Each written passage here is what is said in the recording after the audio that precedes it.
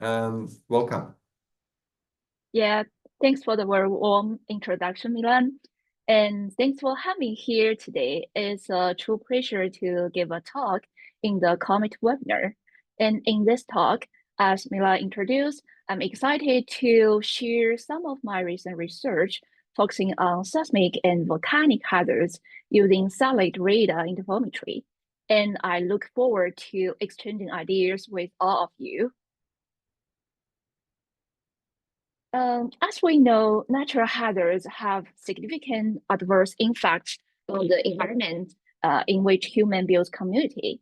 So here, the pie chart shows that among 26,000 mass disasters worldwide from 20th century to the present day, about 2/3 of the disasters are related to natural hazards, including more than 1,570 earthquakes and more than 270 volcanic activities.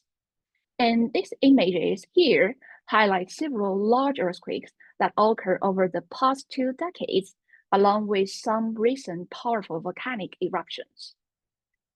And the right bottom bar chart here shows the annualized death rates from disaster resulting from natural hazards, grouped by the decade from the beginning of 20th century.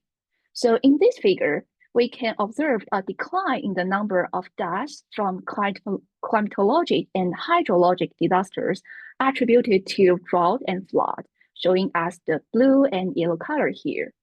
However, the deaths due to earthquakes and volcanic hazards have persisted. Here is highlighted by the black and orange color in this bar chart.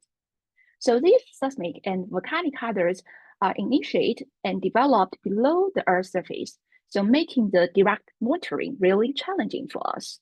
Fortunately, we have a way to address that, that is to observe the surface elevation change or deformation.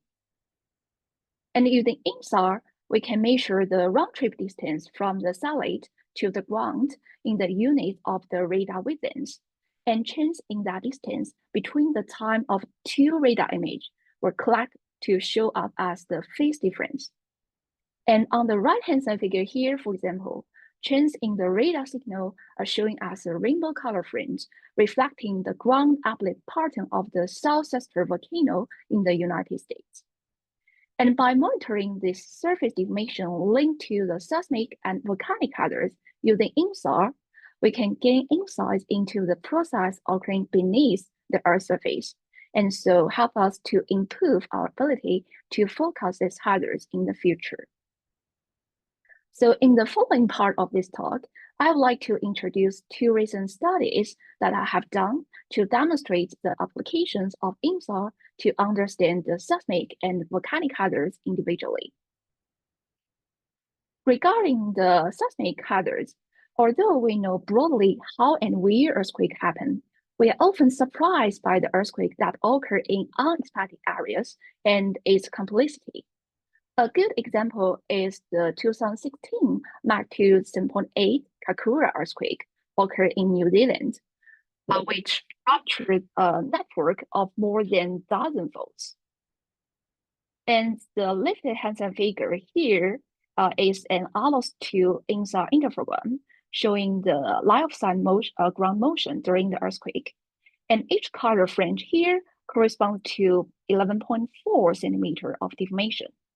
And the heavy black line here in the map shows the faults that slipped during the earthquake.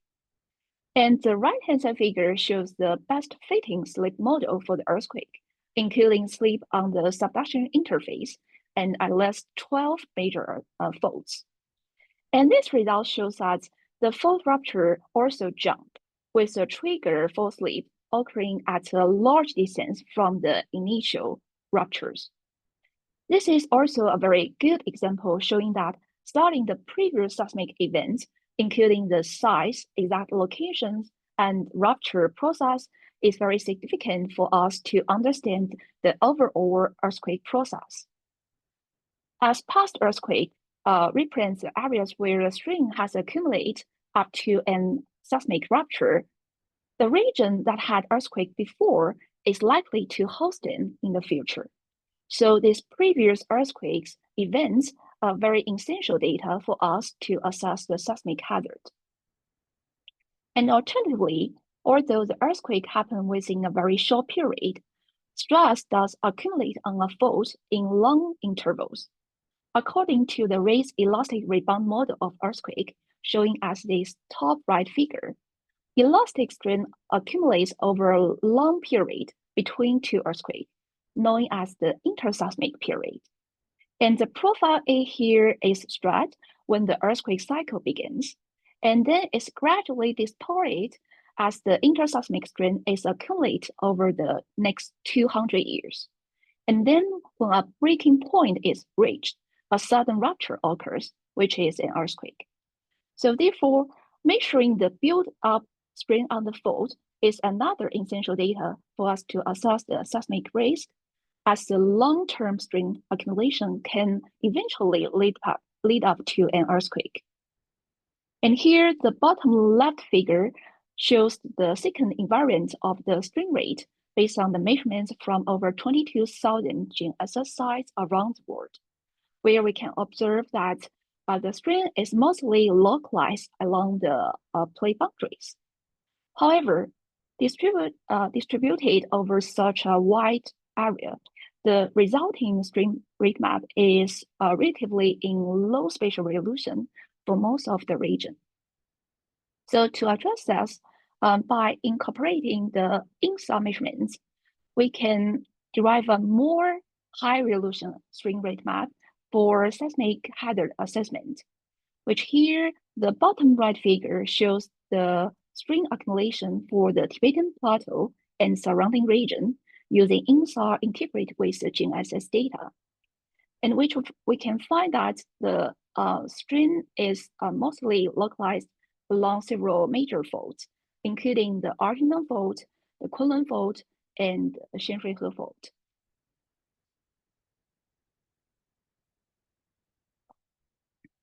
So for the major intracontinental strike-slip faults that have developed adjacent to strong regions, they are usually considered to absorb large fractions of relative plate between the lithospheric plates and deforming region, and so to mark the discontinuity in long-term velocity field.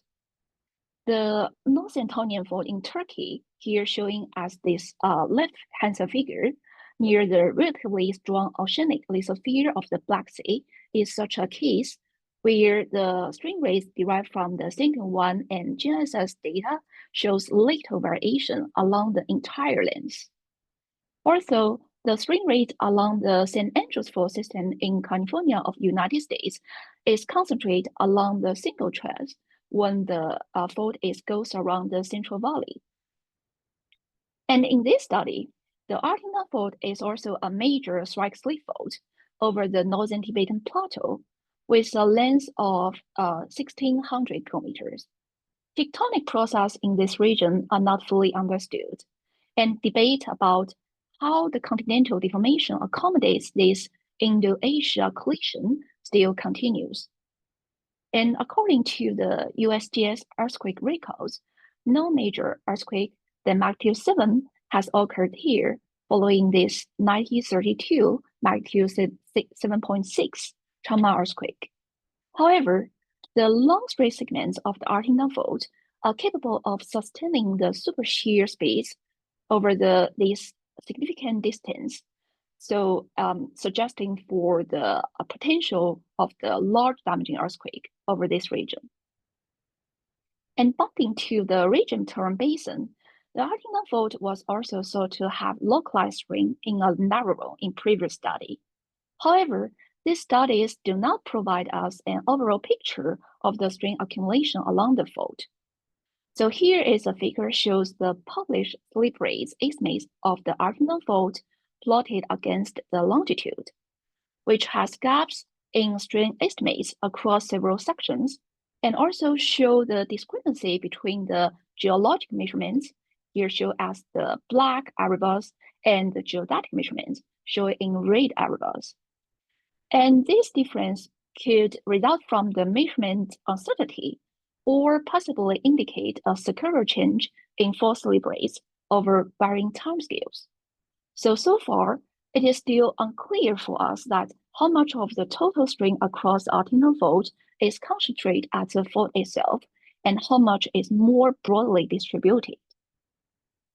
In this study, to address this question, we have derived InSAR velocity fields spanning almost the entire length of the artisanal fault from 12 overlapping tracks of the Sentinel-1 data, including 6 ascending tracks showing as the red polygon here in the map, and 6 descending tracks showing in blue color. And this is the first time such a large-scale analysis has been carried out with resolution sufficient to identify the area of strain localization for the artisanal fault. And the figure on the right shows the derived InSAR life-side velocities and their corresponding standard deviations. And the red color here in the life-side velocity map indicates the motion towards the satellite, while the blue color represents motion away from satellite. And based on this derived InSAR life-side velocity field, we can identify a velocity gradient across the fault with a small uncertainty ranging from 0 to 2 millimeters per year. However, due to the variations in satellite geometry, such as the azimuth direction and incidence angle, and also the long wavelength arrows between each neighboring tracks, we can notice that the velocity is inconsistent in the overlapping regions between the two adjacent tracks. And to obtain a more consistent velocity field across this large-scale region, we have developed a new method to stitch InSAR velocity over the neighboring tracks. Specifically, we integrate InSAR with GNSS data to estimate and correct long wavelength arrows for each track, which here the right-hand side figure shows the GNSS in the terrain reference frame that we have incorporated in this study. And meanwhile, in this approach, we also minimize the difference between the neighboring tracks. And based on this methodology, we incorporate 3 kinds of InSAR points in the inversion for long wavelength trends. The first one is the points within the overlapping region that have both ascending and descending measurements. And the second points are the points that have both ascending and descending measurements and also overlapped with the GNSS observations of horizontal velocities. And the third kinds of points which are co-located with the GNSS observations of both horizontal and vertical components.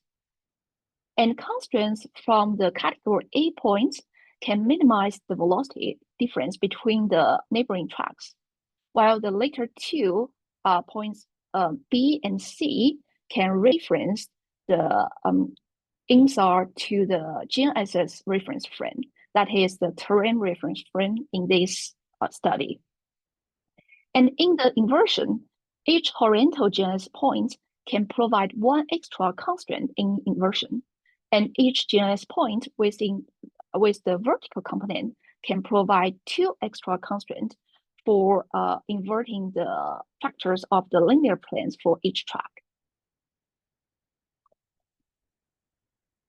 And this histogram in the orange color shows that the merge velocity are more consistent in all the overlapping regions between tracks after the velocity mosaicing using this method. And here I also give a link to the available code of this approach, and everyone is very welcome to download and use. And after mosaicing, the derived east-west velocity field showing on the left side shows a very clear lateral gradient across the fault. So here, which is resulting from the eastward motion of the Tibetan Plateau with respect to the Turan Basin. And here the red color indicates the eastward motion and the blue represents the westward motion. And notably, we find that the strain accumulation along the southwestern strand of the Artingan fault transferred to the structural linked lateral Swexley Nomgoja coal fault rather than to the neighboring Caracas fault. Alternatively, the derived subvertical velocity field, which combine both the north-south and vertical movements, shows the motion of the south-dipping Artin-Shan's rust and also the Jinsha structure, along with the motion related to the local hydrologic process and the influence of the sand dunes. And based on the derived velocity field, we have modeled the interseismic slip rates using a two-dimensional deep flow model that accounts for the influence of the rigidity between the plateau and turn basin, the Ullapool rotation, possible creep along the fault, and also the influence of the secondary faults that are away from the main strand of the Artington fault. And the result here shows that the slip rate along the fault are variable, with a seismic decrease from the west to the central portion from 11.6 millimeter per year to 7.2 millimeter per year. We also find there is an increase in slip rate over the eastern portion of the Artington fault to 11.7 millimeter per year. We also find the strain rate over the southwestern portion is higher, which is a region that is hardly covered by previous study for the Artington fault. As I showed before, our results indicate a clear strain accumulation structural link to the neighboring Nomgoja coal fault in the west through the Ashkulo step over zone. And this step over zone has been recently highly active, including the occurrence of the 2008 magnitude 7.2 Yutian normal faulting earthquake, which is the largest normal faulting event ever recorded in northern Tibet. And our results suggest that the generation of these south-north trending normal faulting events in this region is ascribed to the east-west trending extensional stress at this step over zone between these two left lateral strike sleeves, which then the north-south shortening occurs. And for the locking depths, the estimates are generally less than 20 kilometers when the fault is showing as the single strand from the 80 degree east to the 87.5 degree east, which is supported by the small thickness of the seismogenic layer in the lithosphere, suggested by the previous earthquake occurred over this region. We also find the higher estimate of locking depths from 87.5 degree east eastward, which we interpret as a wider zone of the interseismic strain due to the splitting of the fault into three branches over this region. And to investigate the strain accumulation in a more broad shear zone, which is suggested by the higher estimate of the locking depths from the previous deep flow model, we have incorporated a distributed shear zone model to account for total distributed deformation along the fault by integrating a distribution of screw dislocation within one shear zone. And here are our findings. First, we have identified three ball shear zone wider than 100 kilometers along the fault, showing as these pink polygons in the map over the west, central, and eastern portion along the Artington fault. And here, the bottom left figure shows the derived three fault parallel velocity profile along these three estimate ball shear zones. And the pink rectangle here indicates the estimate shear zone waves. And we can notice that they all intersect with distinctive geologic structures, such as the Artin-Shan's rust, showing as the purple color here, the Kadam Basin in green color, and also other left lateral strike slip faults that are away from the Artington fault, showing as the green dashed lines here in the figure. So these variations in geology are likely to lead to rheologic variations, which can influence the fault localization and propagation. For example, here the estimate board shear zone from the 87.5 degree east to 88.5 degree east can be attributed to the interaction between the Artington fault to the Artin-Shan's rust. The tectonic activity associated with the Artin-Shan's rust, such as the faulting and folding, can lead to the fracturing along the mountain range. And also, the topographic relief of the Lin Shen may result in the redistribution of the stress in the crust, and so influence the behavior of the nearby folds, including the Artington fold. And for the region with the Y shear zone, we estimate from the 90° east to 91.5° east. We can see it is located where the area intersects with the Kadam Basin. The Kadam Basin, as we know, is characterized by 6 sedimentary sequences, which typically have lower strength and higher ductility. So that will allow us to accommodate the strain over wide area. And compared to a geologic map, showing as this bottom right figure here, we find that the estimated shear zone width decrease in the presence of the intrusive rocks. And we think this is likely due to the higher strength and rigidity of the intrusive rocks compared to the surrounding rocks, and so can create barriers to the fault movement and leading to this localized deformation in between. And in addition to the geologic variations, the high heat flow can increase the temperature in the crust and reducing the strength of the rocks and make them more prone to deformation. Also, the higher heat flow can drive fluid migration within the crust and so facilitate the fault movement and so potentially widen the shear zone.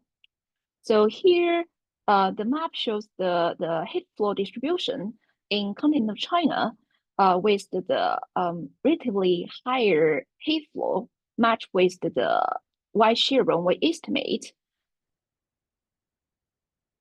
along the Artington fold from the 83.5° to 85.5°, and also from the 90° to 91.5°.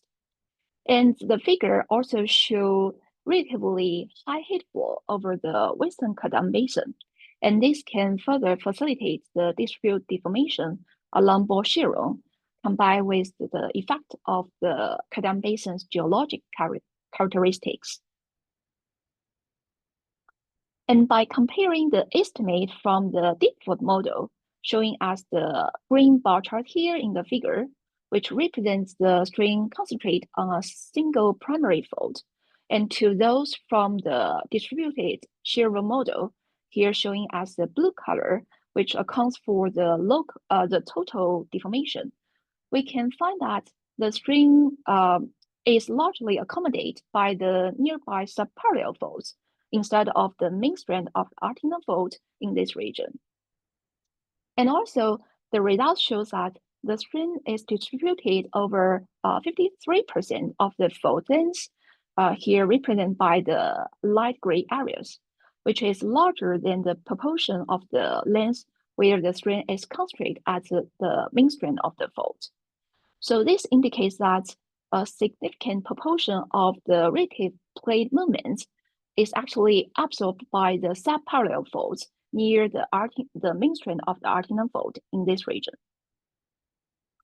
And in summary, this work provides the first comprehensive interseismic analysis of this 1,600-kilometer long intracontinental Artington fault over the Tibetan Plateau, and so review the spatial and temporal variation in strain accumulation that advanced the seismic hazard assessment across this region. And based on the results, we identified 3 discrete broad shear zone wider than 100 kilometers along the fault. We also find variable slip rates along the Artington fault with a systematic decrease from the western portion to the central portion, and then the slip rate increase again over the eastern portion.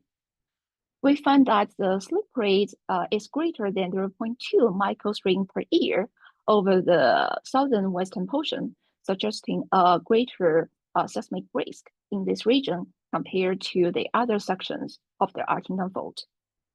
So this work distinguished the Artington fault from the other strike slip faults that shows later variation in the strain localization, and so suggests that the importance to consider the subparallel faults away from the main strand of the Artesian fault when understand the tectonic process in the northern Tibetan Plateau region. And next, I will move on to volcanic hazards and discuss a study on deformation at global volcanoes using InSAR combined with deep learning algorithms. Regarding volcanic hazards, unlike satellite monitoring of volcanic gases and thermal imaging, which are typically focus on detecting co-eruptive emissions, satellite measurements of deformation using InSAR also include a high proportion of inter and pre-eruptive signals. And for example, here, the bottom left figure shows a 12-day center-1 interferogram with pre-eruptive deformation leading up to an eruption event over the Reykjanes Peninsula of Iceland in August 2022, related to a dike intrusion. So this surface deformation actually caused by the magma migrating beneath a volcano is a very key indicator for the ongoing and potential future volcanic activity. And here, the figure on the right presents a study based on 198 volcanoes with 18 years of InSAR observation. And we can see that among 54 volcanoes that show deformation during the observation period, 25 volcanoes, that is about 46%, also erupted. And the proportion of the false negative, that means the volcano erupted without showing any sign of the deformation, is very low, that is about 6%, which is likely due to the unexpected eruption. So we can find that the satellite based the deformation measurements using InSAR a very good statistic predictor for eruption within a given time window. And to leverage this accumulate satellite dataset, in this study, we have developed an automatic processor to derive high-resolution displacement time series over global subarea volcanoes, including the procedures of InSAR processing, time series analysis, and atmospheric corrections. Specifically, we process interferograms with inter, co, and pre-eruptive signals, including some volcanoes that have not been systematically analyzed before. We also implement improved algorithm to address the major limits on the effectiveness of InSAR. And for each volcano, we derived the displacement time series in high resolution of 30 meters, allowing us to not only focus on the periods when there is a large-scale deformation, but also on smaller scale signals associated with processes such as the local landslides and local changes in hydrothermal system. And next, I will highlight some advanced algorithms that we have implemented into this processor. As we know, one significant limit on the effectiveness of InSAR is that the radar signals can become decorrelated in areas of dense vegetation, glacial coverage, and winter snow. And for glaciated volcanoes covering snow during winter, we can estimate a coherent matrix to build highly redundant network of interferograms. And for example, here the figure on the left shows the derived coherent matrix for Hekla volcano in Iceland. And each grid here represents average coherence estimate between month A and month B. In this case, we can identify 3 consecutive months with best coherence from June to September. So our strategy is to then generate the 1-year coherent interferograms using images acquired from the June to September as a complement to the short temporal baseline interferograms. Alternatively, for volcanoes in dense forest region, where no consecutive months of the high coherence months are available, our strategy is then to generate 3 and 6 months interferograms using the images from the identified consecutive months with the best coherence. So here the figure shows the example of the applying the poach to the Keriche volcano in Indonesia. We have also developed a novel strategy to identify and remove points with phase loop closure arrows for each interferograms, and also exclude the long redundant interferograms during the small baseline subset inversion. Unlike the conventional method that discards the entire interferograms during the unwrapping due to the unwrapping arrows, our algorithm also preserves the valid data from the unaffected areas, so to maximize the use of the good data. And here is an example from the Terceira Island in Portugal.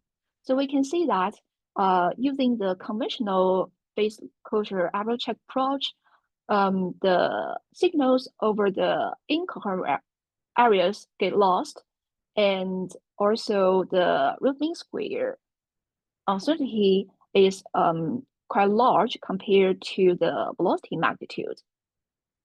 However, after applying our novel approach, we can derive a velocity field with better coverage and significantly smaller the velocity uncertainties. And this demonstrates that this method can produce a more precise measurements. And here I show the derived velocity field for the selected example from the processed volcanoes using this developed processor. And the location of the processed volcanoes are here indicated by the red symbols in the map. And for all of this data, which has been stored into a developed operational database, it will be very difficult for individual scientists to extract the information efficiently. So we further apply the deep learning algorithm to extract useful information from the wealth of data that we have been processed, and to use this information to help with forecasting the future volcanic activities. And to achieve this, we incorporate the independent component analysis to the displacement time series derived from the InSAR with this developed processor. And here the scatter plot shows that the position of each point can be found by the manifold learning method. And then each point will be enabled by the clustering algorithm HDB scan. Then we recover the time series information from each component, which decomposed by the manifold learning and clustering. And here, each decomposed component represents the signals associated with the atmosphere, topography, and deformation individually. We then estimate a linear trend for the baseline period, and then compare these trends to the monitoring data, and so to detect any possible change in deformation automatically. And based on the detected deformation, we further apply a convolutional neural network to classify the interferograms into one of three categories shown in red here as no deformation, dike, and sail. The network has been trained with 500,000 Sentinel-1 interferograms, including a substantial number of the synthetic data with the enable information magnitude, location, and also the duration of the deformation.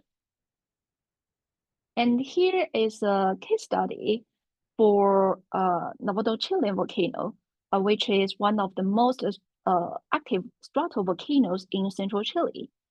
And based on the InSAR velocity we derived from this developed processor, we then used the independent component analysis to successfully detect the deformation change starting from the middle of 2019, which similar trend also can be recorded and verified by local GNSS data, showing as this bottom left figure, and which indicates there is an uplift event beginning in the middle of the occur in the beginning of the July 2019. And the figure here on the bottom right shows the classification results for the Novato Chilean volcano, where you can find the seal deformation has been successfully identified and classified. And here I show the figures with the deep learning results for the selected sample I showed previously based on the InSAR data processed with the developed processor. And we can observe that the components are successfully separated by the independent component analysis, and changes in the deformation also are clearly detected for these volcanoes. And in summary, although InSAR has been applied for measuring volcanic deformation over the past 30 years, it is only now that InSAR can be considered as a possible monitoring tool for volcanoes because of the length of the recent mission, such as the Sentinel-1 and also the incoming NISA, which collects the data systematically every 6 or 12 days, and also makes the data available within hours. And to fully use the wealth of this accumulated data, in this study, we have developed an automatic processor to derive the high-resolution displacement time series over global subaerial volcanoes, including the procedure of the InSAR processing time series analysis and atmospheric corrections. And the integration of the deep learning algorithm, here we show they can enhance the traditional InSAR analysis for volcanic deformation monitoring, which can allow us to do the automatic detection for the change in deformation, the classification of the volcanic source, and also help us advance toward the forecasting trends in volcanic activity in the future. And to wrap up this talk, in this talk, I present 2 case studies demonstrating that using InSAR to monitor ground deformation has already become routine, whether it be a deformation caused by earthquake or the evolution of the magmatic system during the volcanic crisis. And particularly in the volcanic case, I show that integrating the deep learning algorithm can maximize the benefits of large volumes of the data we already processed. So I believe in the future, InSAR alongside with other satellite-based or the ground-based observations, they will become an even more powerful tool to help us live our lives more safely. So I will leave my talk here, and I'm happy to take any questions. Thank you very much.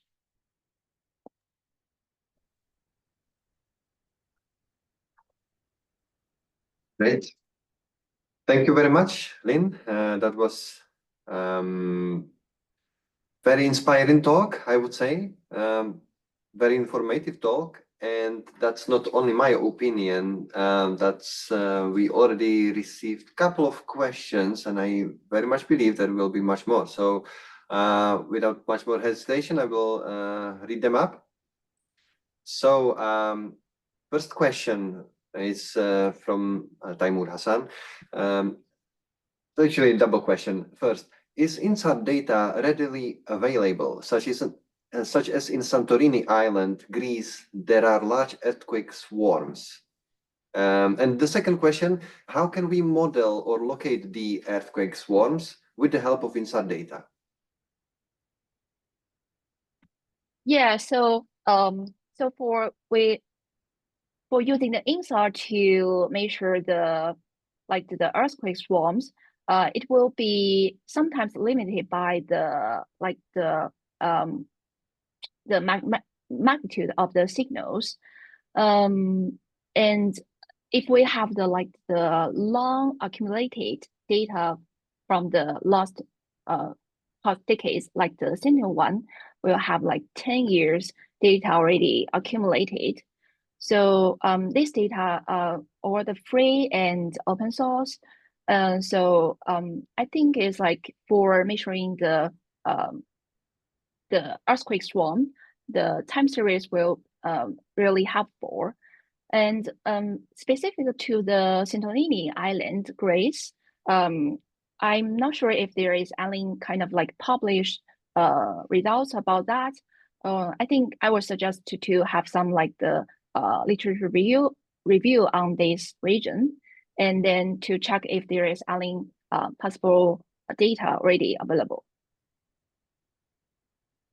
I can add that COMET has a volcano portal where once we will have some clarity in the results, you may definitely find some volcano information there, but that's outside of the topic. Anyway, Karen Wang asks, regarding the less localized strain along parts of the Altintac fault, do you consider viscoelastic relaxation of the lower crust and the mantle? This effect is more important in regions of higher heat flow. Yeah, I think that's a very good suggestion. So in this research, I didn't consider about the viscoelastic relaxation of the lower crust and the mantle. So for the heat flow discussion, it's more like the open discussion. So we just take a reference from the previous published distribution map of the heat flow and find if there's any correlation between our estimate Bore shear location compared to this high heat flow region. Yeah, so I think that would be a good point to address in the future. Okay, Lin, do you see the messages? Do you see the questions and answers, or you don't see the text?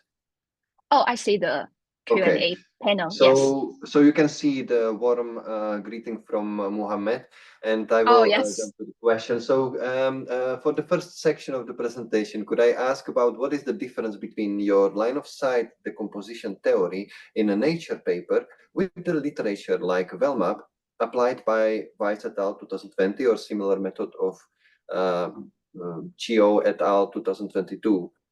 Do you have any expectation if the study area has sparse GNSS points, your method is outperformed rather than VELMAP? So which method is of better performance? Could I access your main code of that decomposition method? If you can share it, or if you do share it in GitHub, etc. And additionally, if he can apply the decomposition method in the post-seismic time series as well. What is your opinion about that part? Oh, yes, that's a very good question. So our method compared to Muhammad mentioned about the VOMAP, as I know, like VOMAP is help with the GNSS data to create a three-dimensional mesh, and then to get the full 3D decomposition of the velocity from the left side to the east-west, north-south, and vertical.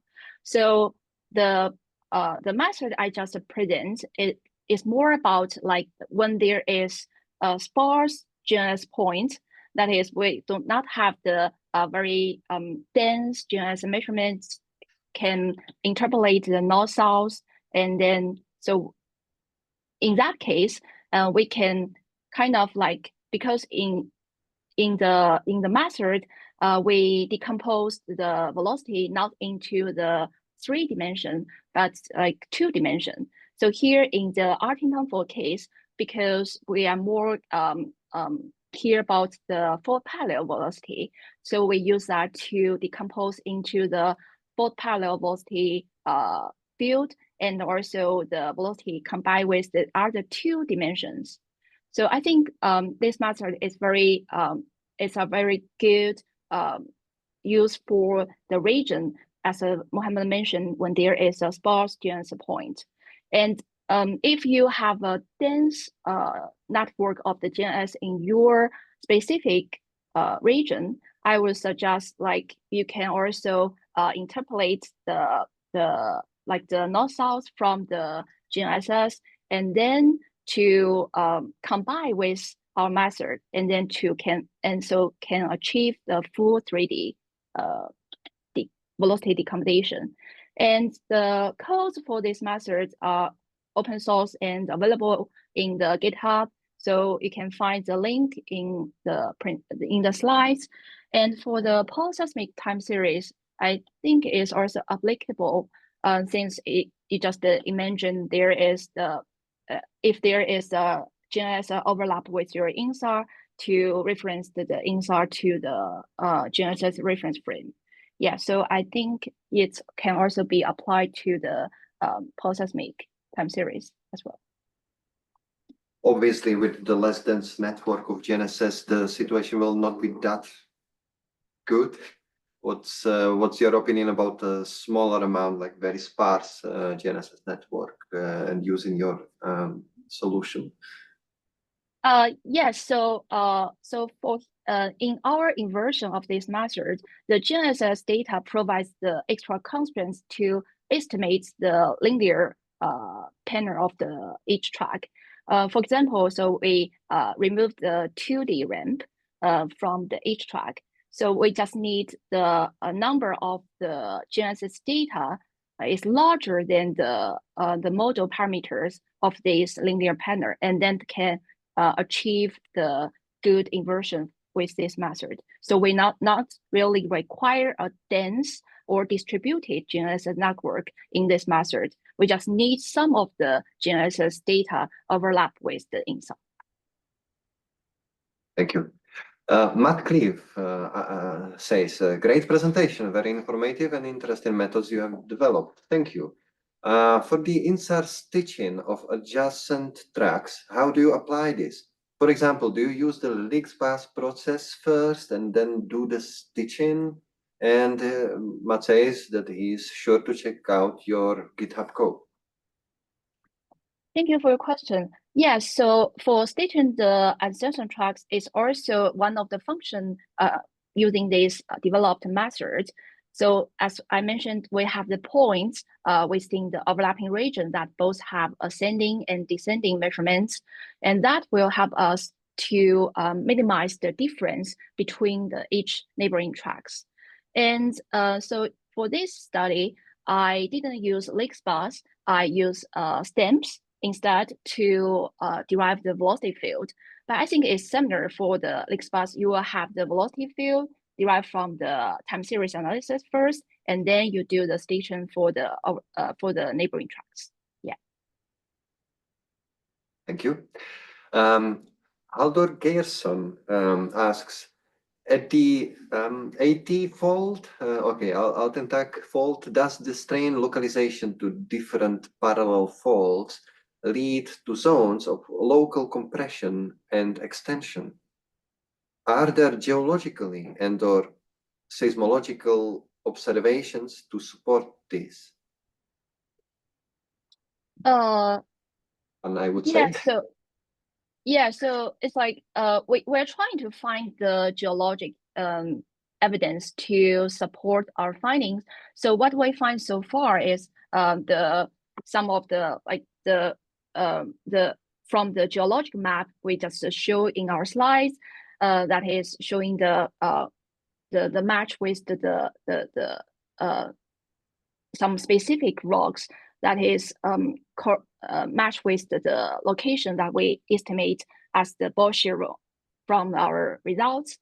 And also we think that because the region is really in a very complicated rheology environment, so we also interpret as because of the this complicated rheology variation that will lead to this fault propagation, the difference of the fault propagation and localization for each part of the faults.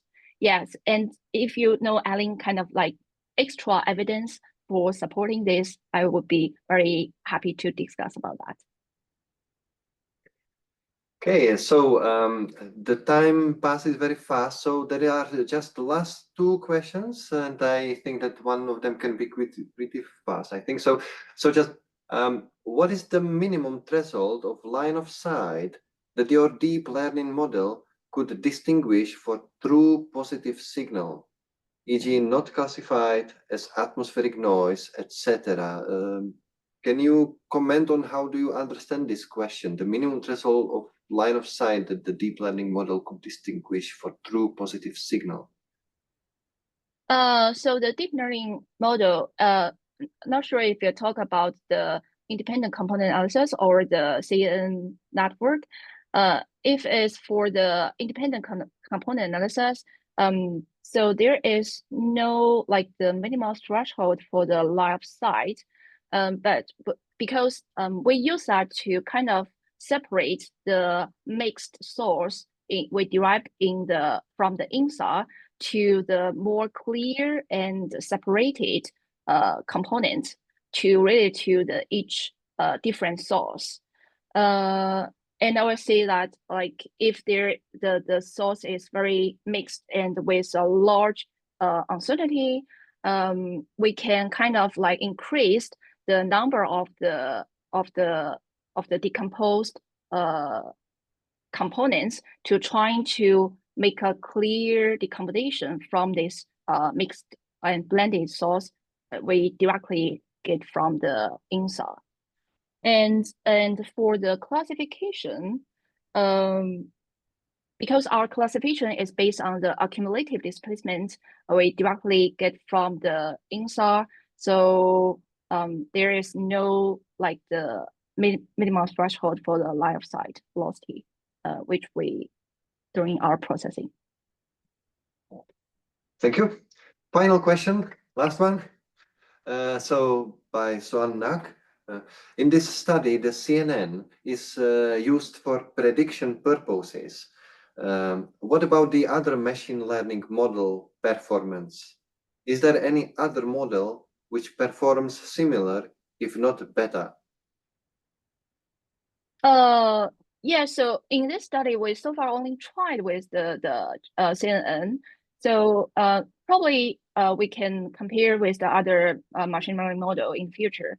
But so far it's like because our you see the hierarchy of the CNN network now is still quite simple, as we only classify them into the individual simple source, not the blend one for volcanoes. But in reality, there is some for the volcano activities, it's just not due to the simple volcanic source. And in reality, there will be like the combined with the multiple volcanic source to together to create the deformation signals. So that is just like the preliminary testing with the deep learning algorithm for the volcano deformation classification. But we're happy to compare with the other machine learning model in future with a more complicated model. Yes. Well, thank you very much. Then by the words by another person asking, this was pretty amazing. Thank you, Lin. Thank you everyone who joined the session today.